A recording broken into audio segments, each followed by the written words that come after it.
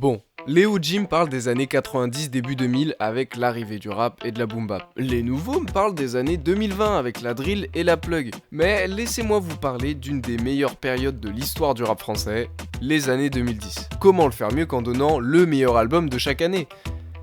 Bah je sais pas. Voilà pourquoi je le fais. Si vous avez un doctorat en mathématiques, vous saurez que les années 2010 commencent avec l'année 2010. Voilà pourquoi, pour moi, le meilleur album de cette année, c'est J'aime quand la pluie commence à tomber, car on ne voit plus tes larmes. Lunatic, c'est l'album le plus sous-coté de Booba. Après la sortie du vraiment pas ouf 09, un album qui expérimentera l'autotune et qui ratera bien comme il se doit, il avait pris une direction tellement opposée qu'il se fera lâcher par pas mal de fans. On en oubliera peu à peu Lunatic qui reste un très bon album. Un titre qui fera d'ailleurs référence à son groupe portant le même nom, qui est d'ailleurs le meilleur groupe de l'histoire du rap français, au cas où vous l'aurez oublié. Et d'ailleurs, malgré la séparation du groupe, il lui fera un petit hommage à Ali sur le titre éponyme Lunatic. Des morceaux comme Ma Couleur montreront la maturité et l'écriture qui gagnera sur l'album. Du coup, malgré une très bonne entrée dans cette nouvelle décennie, ce sera la dernière fois qu'il sortira le projet de l'année. C'est un petit spoil, je suis navré. Je porte un toast à la mort de l'industrie. Sortez les 8-6, on vient fêter la fin du 10. En 2011, c'est une année un peu creuse dans le rap français. En fait, tout le monde voulait sortir son classique en 2010 pour marquer l'époque. Mais du coup, pratiquement plus personne avait du stock pour 2011. À part du coup Orelsan qui marquera un beau retour en sortant Le Chant des Sirènes. Du coup, un très bon album qui est pourtant, en réfléchissant, peut-être son pire album. Du coup, ça montre bien la qualité de la discographie à défaut de la quantité. Mais bon, de ce côté-là, chacun son camp. Après, tu peux faire les deux, hein. D'ailleurs, voilà un petit schéma fait par mes soins. Je vous laisse le regarder parce que j'ai mis 1 heure à le faire.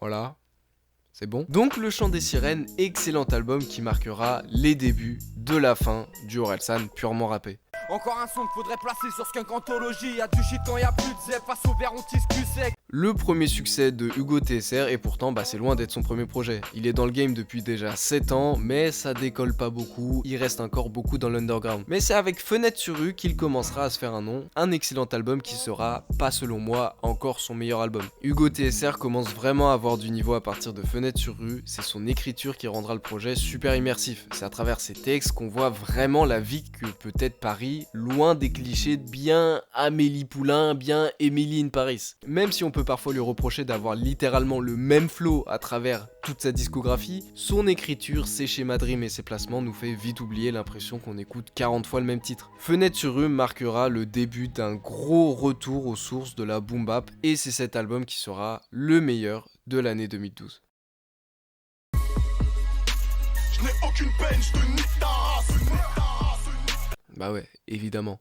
Là, on parle pas de n'importe quoi, évidemment que Or Noir est le meilleur album de rap de 2013, si ce n'est pas le meilleur album de la décennie en fait. Caris ramène sa trappe et balance un vent de fraîcheur dans le rap en sortant l'un des albums les plus influençants du rap français. Ce qui est fort dans cet album, étonnamment, c'est l'écriture. Chaque phrase est une punchline, littéralement. C'est ça qui rend l'album très facile d'écoute, en plus de l'aspect violent et sombre, très bien retranscrit. D'ailleurs, ce qui posture bien l'annonce, c'est le premier clip du projet avec Zo, qui contient une entrée relativement charismatique.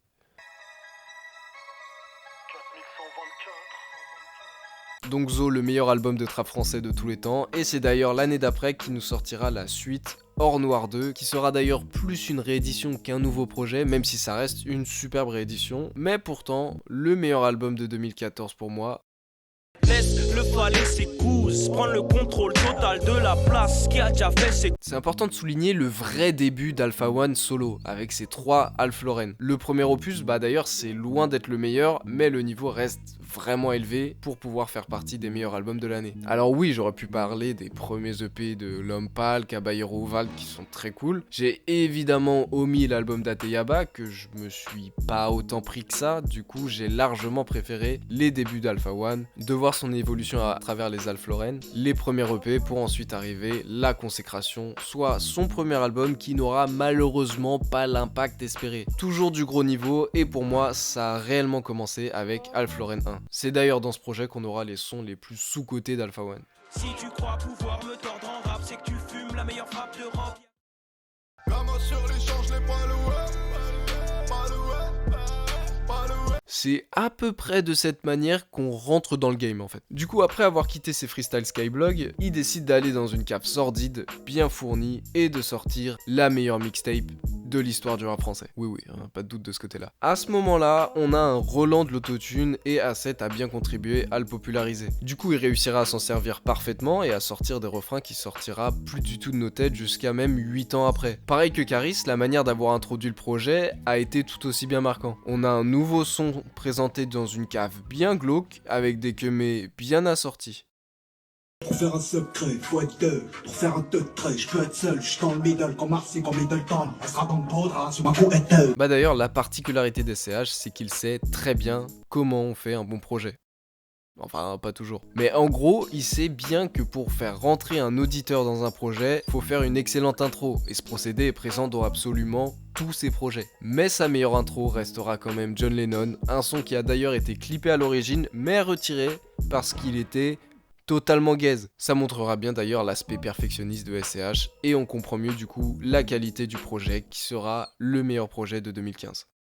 Enchaîne les jaloux, des chiennes et des chiens loups, des cagoules en laine qui piquent, mais loup rôde dans le froid pour taxer des feux. Après avoir lâché l'immonde Feu, un projet très superficiel bien que pas mauvais en vrai, hein. C'est juste pas ouf quand tu sais ce qu'il va faire après. Nekfeu va exploser et il deviendra du jour au lendemain une superstar. C'est un projet qui aura réellement popularisé le rap en France, mais pas forcément de la bonne manière. Du coup, après avoir digéré la célébrité et toute la superficialité qui s'y accompagnait, il décide de sortir un album beaucoup plus mature et dans ce cas-là, son meilleur album. Il y a un excellent youtubeur d'ailleurs qui en a déjà parlé, si vous voulez. Il prend tout le monde à contre-pied. L'intro, on passe d'un Nekfeu qui s'éclate on fire à un Nekfeu triste et sombre, d'un Nekfeu qui adule les princesses légèrement superficielles jusqu'à les détruire sur réalité augmentée, d'un Nekfeu niais et inconscient à un Nekfeu réfléchi, d'un Nekfeu bouillant et chaleureux à un Nekfeu froid et distant.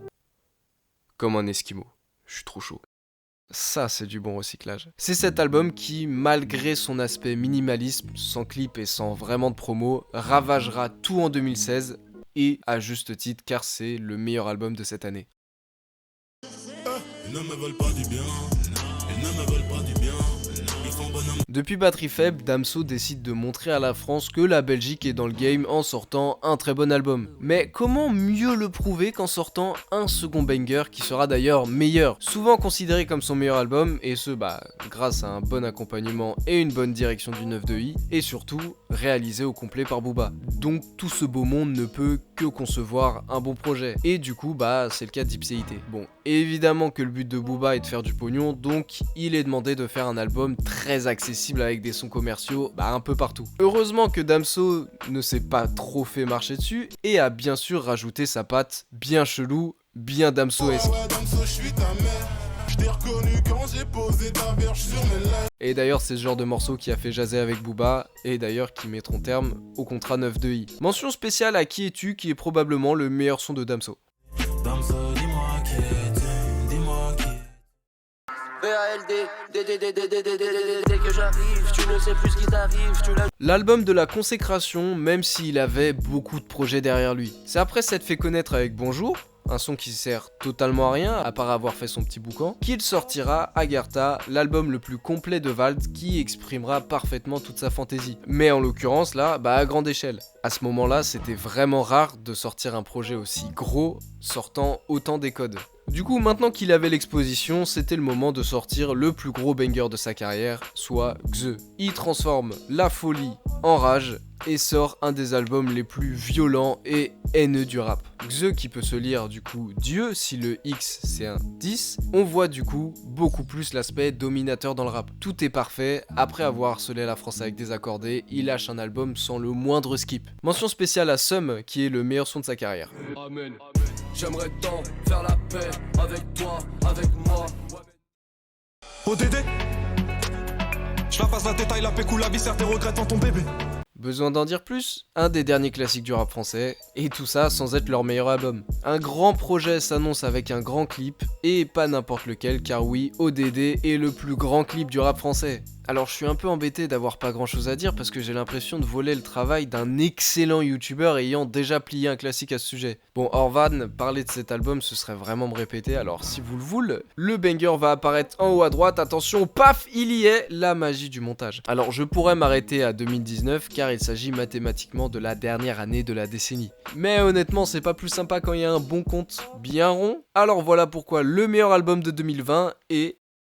Israël, sur la prod qui comme Israël, Fox est né comme Israël, chaîne la den dans... C'est depuis le 11 septembre 2020, une date choisie sûrement totalement au hasard, que le rap français n'a jamais connu mieux. LMF, c'est une anomalie dans le rap. L'album le plus boycotté par les médias sera l'album qui aura fait le plus de bruit.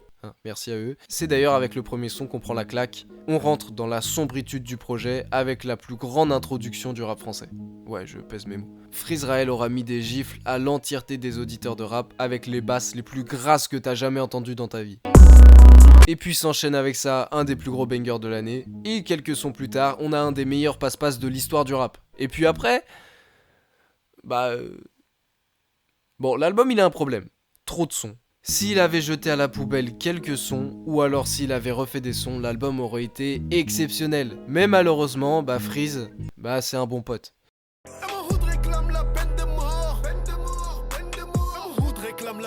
Accroupi dans les buissons, t'attends avec le fusil à pompe. Film de poule avec des femmes noires dedans, t'as pas le droit de te branler sur ta sœur. Mais en oubliant ça, on se rend compte de l'incroyable niveau du projet. Et en l'occurrence, le meilleur album de 2020, et pour l'instant, le meilleur album de cette décennie.